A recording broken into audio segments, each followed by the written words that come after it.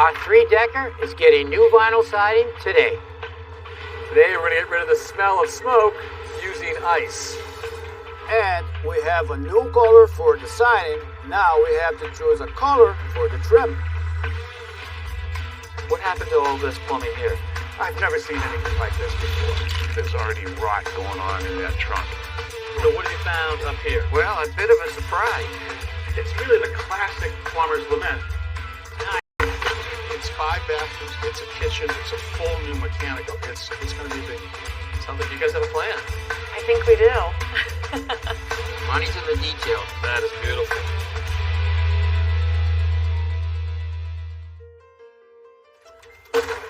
Hi there, I'm Kevin O'Connor, and welcome back to This Old House, where we are working on this three-decker in the Dorchester neighborhood of Boston. Now, about a year ago, our homeowner sadly had to leave this house because a fire started in this home. It jumped over to her house, and it did quite a bit of damage on that back corner. In fact, all of the vinyl siding on the back half melted, which is why last week we stripped that off to get ready for some new siding. On the inside of the house, we started some abatement with the asbestos, and today work begins on the back of the house. A prominent feature of these three-deckers is its porches. Now on this house, we've got 2 off of the front, and then we've got 3 off of the back. And their layout, well, it's pretty simple. They're typically symmetrical, and they're just stacked one on top of the other. Now out back here, because of the fire, which was on this back corner, there's been some damage. Not too bad, some charring right there, but there's a lot of work that has to be done. Tommy, Charlie, Russ, how are you guys? Keep giving away. All right, so what do you think, Tommy? What do you see? You like, you don't like? Well, it's borderline not liking it, okay? Carol was complaining about a bounce in the deck floors, and the reason is these 2x8s are just at the limit of this span. Okay, so not enough for the span, you're saying? What should be here? Well, the way you calculate is you take the distance between that beam there and this beam there is 12 feet. Okay. And you divide it in half. 6. And you add 2 to it. 8. That's a 2x8s. Oh, wait, okay. Aren't those 2x8s? They are 2x8s, but the problem is it's not 16 on center. It's 19 inches on center.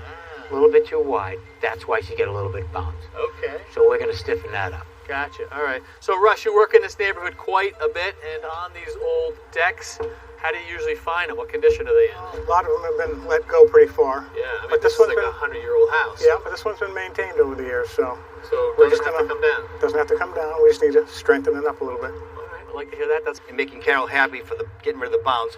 We're just going to take some new pressure-treated 2x8. We measured them to length. We're going to cut them to fit and just literally slide them right in and then screw them together.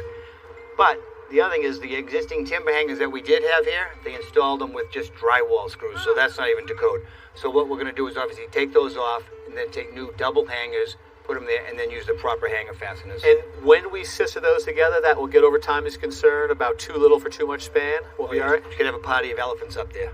Party of elephants. All right.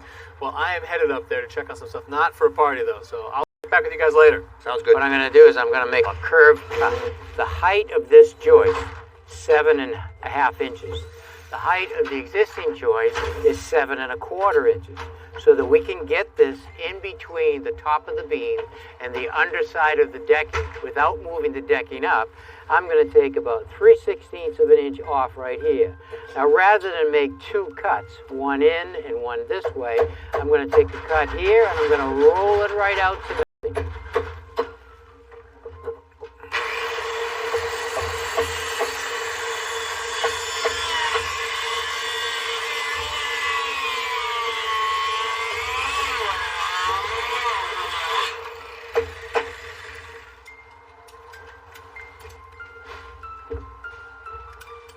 So this is the way it's going to tilt.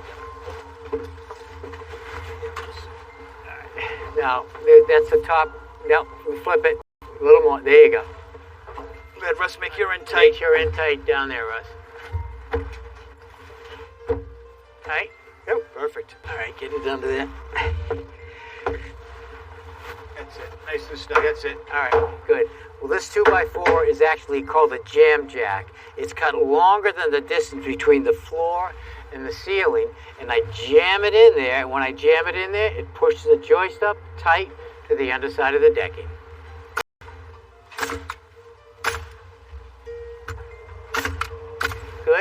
all good. Take it out. Tack, we can take it out and move on to the next one.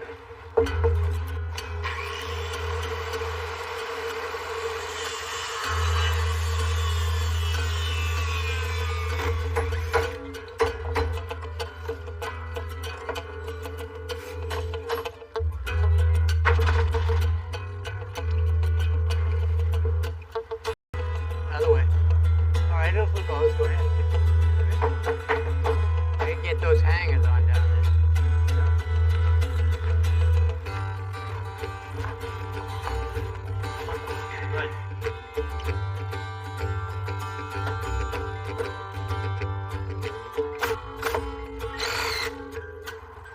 These screws that Russ is putting in are code compliance timber hanging screws.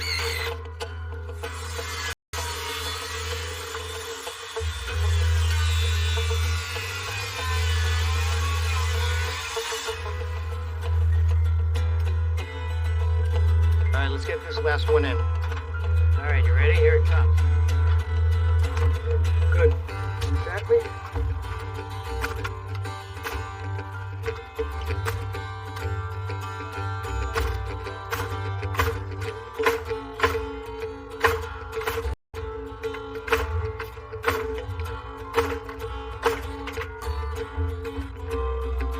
Good. That's one side.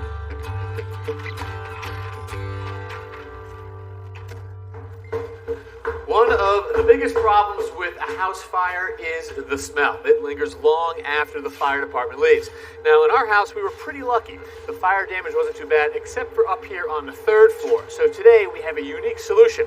We are going to freeze out the smell. Hey, Ron, good to see you again. Good to see you too, Kevin. So what are we doing today? We're going to be blasting this fire damage out of here? Exactly. We've got some soot. We've got some char. Ice blasting is the best way to do it. Takes it right off, goes right down to the bare wood, gets all the soot and all that smell out of here. So ice blasting, I've seen you do before, but that's got to confuse a lot of people.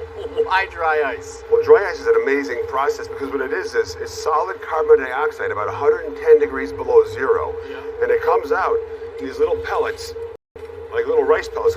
It's called rice. You don't want to touch it. It'll burn your hand. It's so cold it burns. But this comes out of there at almost about 1,000 miles an hour, just like a sandblaster. But what it does is it sublimates. It goes right from, it doesn't evaporate, it goes right from a solid into a gas. And what it does is with the kinetic energy of the impact plus the sublimation actually just blows the debris right off of the wood. The soot, even the char that comes off of the wood. So the magic here is that sublimation. You're taking it back to high school chemistry, I think. There you go. But the fact that it just evaporates, it just disappears. It's nothing, right? Right.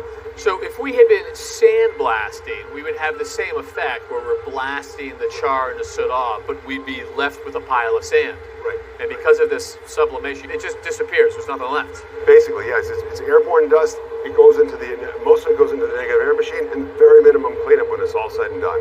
And I know this sounds like an odd question, but char and soot are different things? Well, the char is like the campfire that you had yesterday. The wood is actually burned. Right. And the soot is just micro dust particles, less than a tenth of a micron, that waft through the whole house and they settle on everything. We've got to get both. We got to get both. Gotcha. Fire damage goes, and that's going to be up to Charlie's guys to determine what that is. Our job is to get this black soot and the smell out of here. So 2 of your guys are dressed up in protective gear because they're going to be doing the work. You say you've got the negative air machine to pull out what happens after this sublimates, and then the machine itself right here. The dry ice goes right into the hopper. Hopper in there. And it goes right up the blast hose and out through the nozzle. All right, you guys ready to go? We're ready to go. All right, let's get to it.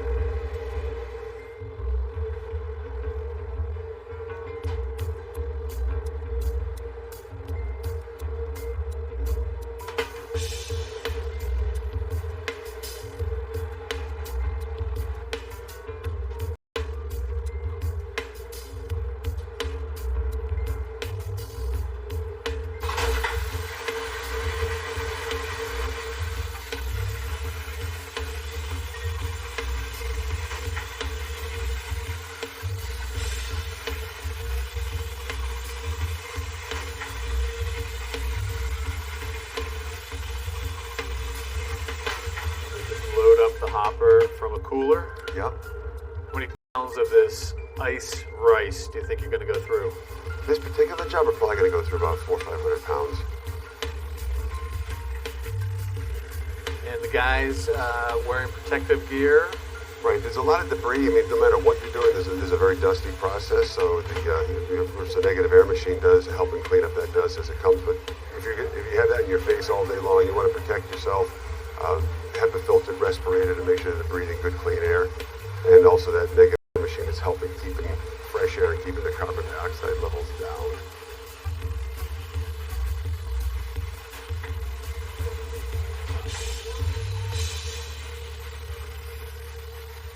Pretty remarkable, Ron. I mean, good as new.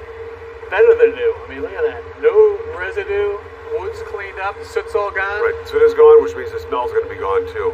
We're still going to put a sealant on that because these areas up here between the sheathing and the joists or the rafters, you still could get some soot remaining up there. We want to make sure we lock all that in so you don't want to have the smell come back. So everything gets sealed when it's all done. And how much longer till the end of the job?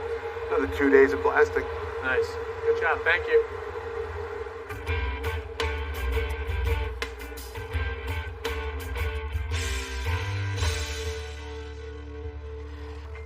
All right, the last time we were here, we removed the melted siding on the side of the house from the fire and also all of the siding here. We were about to replace the siding with some new siding, but we ran into a slight problem. What was the problem, Charlie? Well, the problem was that this new material for 10 to 12 weeks. So we don't have the time to wait for that. We don't have the time.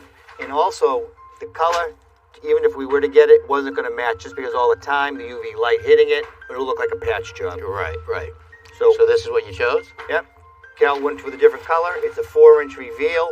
We're able to get it right away and get this house done in no time. It's going to be beautiful. So that's nice. And, you know, if you paint your house, you get a chance of changing the color. This way she gets to change the color without painting, and it'll last forever. That's right. And we have G and his crew helping us side this house. Hey, G, so how are you getting started here?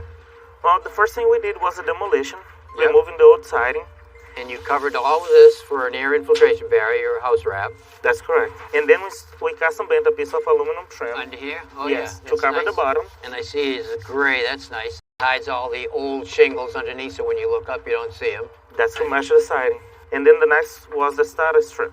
I see. And the starter strip right here does a couple of things. It actually gives you a level line, like you say, right? But it gives a place for this first course of the siding to snap in and stay on the wall. That's correct. And then the next we did the vinyl corners. And then we start putting the siding. So on. you ready to start the siding right now? Yes, we're ready. All right, let's see them get going. First, we're snapping the first piece of siding. Yeah, right into the starter strip. And it gently touches the outside corner, so we can't have it too tight. Against the outside corner. Yes. Yeah. Now that outside corner has a little J in it like that. That's correct. That's so the siding can go in there, and when it moves, if that opens up at all, you won't see that joint. That's correct. And we are using 2-inch galvanized nails. 2-inch nails, yeah, okay. Yeah, so it's like a long roofing nail. Yeah, so it can catch the frame. Yeah. Yeah, this is an extra long nail because you're, like you say, you have to get through this double layer of siding here to get into the sheathing. That's right, every 16 inches. Every 16 inches. Yep. It gotta be a little bit loose so it lets the siding move as it needs with the summer and the winter. Yeah, the temperature changes of the weather will really move the siding, and so if it's too loose, you can tell because what happens? Everything's gonna buckle. Everything buckles and it looks ripply and terrible. That's correct. All right.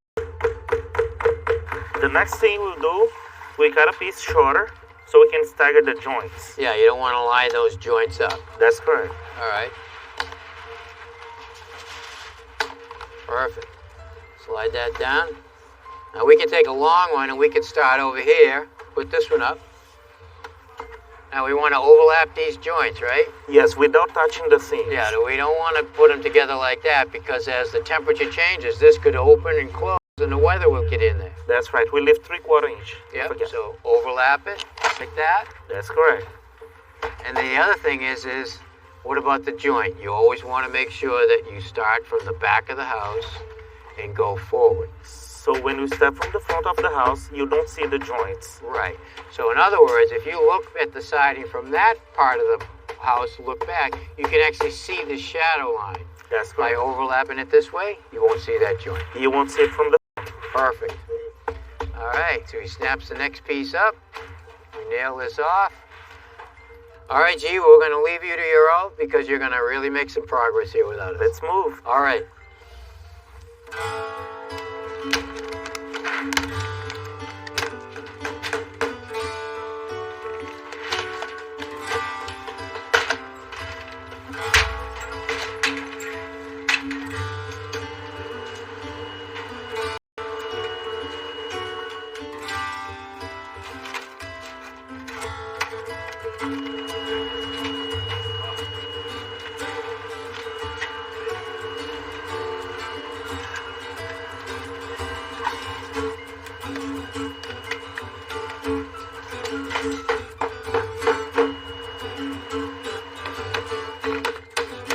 Well, Kara's already picked the color for the siding. Now we're going to talk about all the trim here. Hey, Carol. How are you? Very good. How you doing? So we already talked about the color for all the trim around this house, and you told me some colors that you do not want to see here, right? Right. I don't want to see wild colors like the purple, the pink, and there's some greens I don't like either. Got it. Well, I select 4 different colors for you here. I have a blue, a light gray, a burgundy, and 1 green. It's really hard for you to pick up a color from these little samples here. What I've done, some large samples on this column so you can take a look at it and get a better feel of this color. All right. Let's start with this one here. See, we get this nice cool blue, and at the bottom is a green just in case. All right. And this is your new siding colors. Let's just get it close together so we can have a better idea how this is going to look like. So I really like the blue.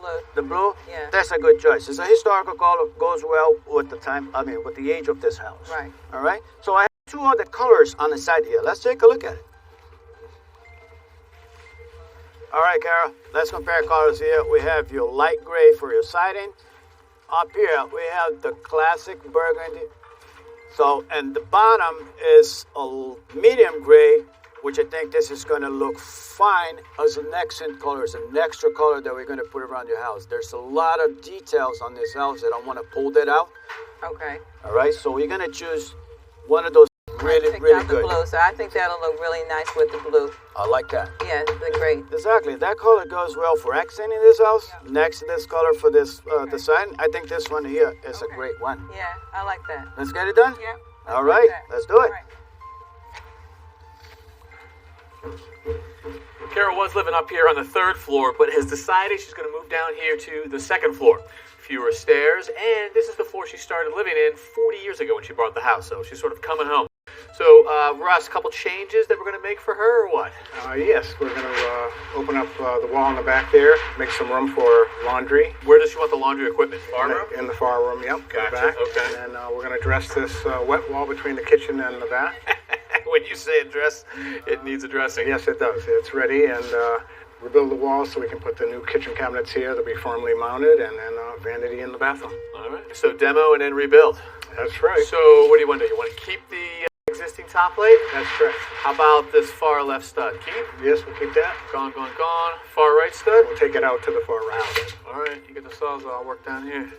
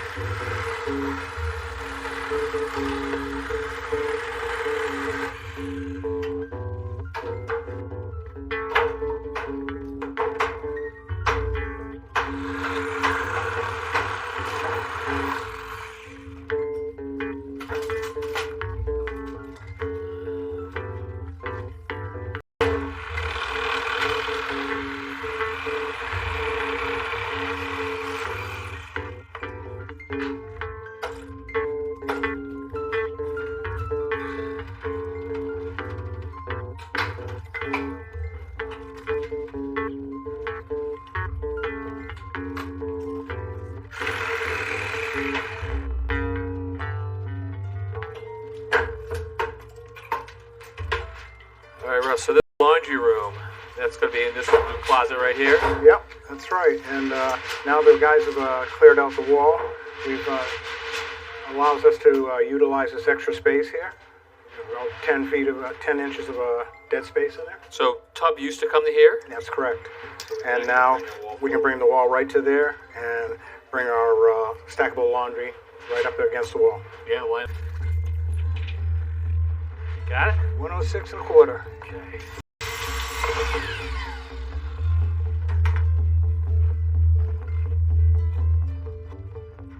Up tap. I got 103 and 5/8. Very good. Like that right there. Russ, ever consider building this one down on the floor and then just tipping it into place? Yeah, many times, but the floors usually aren't level, so square wall won't fit in. No, probably not. All right, this one's good to go.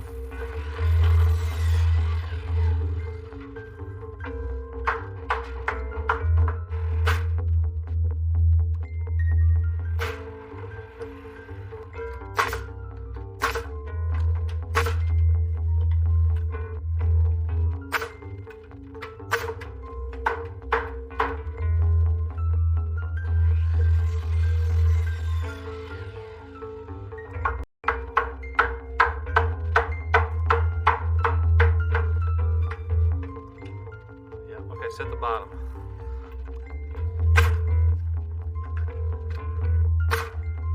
We're 103 and 3/4. And I like that there. Okay, we got a nice little nook for the washer dryer. Plenty of room for your tub, and that's all the framing for this room. More framing on this floor? Just the soffit for the AC system. Good. That's it. All right, well, we'll get to work on that. And next week, we're going to have some work outside. We're going to start the hardscaping. So until then, I'm Kevin O'Connor. Russ Gibson. For this old house here in Dorchester. Next time, this old house. Mara, look at you. Traded the paintbrush for the rake. I love it. Heads up. Nathan, how are you? Charlie, Jay, you got an arm of activity going on back here. It's going down today. The original back door was damaged in the fire, so we're replacing it with a fire-rated one. The tubs are all placed against the far wall of the bathroom. Since that's an outside wall, we're insulating behind the tub with mineral wool. Throw in a vanity and a toilet, you got a bathroom.